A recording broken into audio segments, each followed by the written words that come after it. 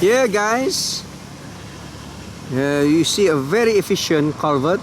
That is a rectangular cross-section culvert or box culvert underneath this access road. And these are the type of culvert that should be built on all along the roadside. Very efficient. Not pipe culverts. Pipe culverts, whatever size, are bloody useless. But this one is very efficient. The most efficient culvert you can ever build in this Asian country.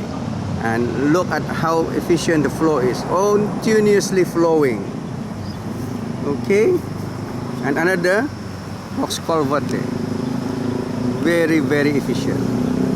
So all the roadside drain should be similar to this. Rectangular cross-section drain and rectangular section culverts. The culvert is the same shape as the drain, so there's no constriction at all. But once you install your own people start installing your own cheap pipe culverts, they are useless. So this is a good example, and this is maximum drainage. Maximum drainage of culverts and roadside open flow drain. This is what you call an example, a good example of an open flow theorem of a flow, open flow. You can apply all your formula from your textbook. Right. So at least it drains the road here very fast.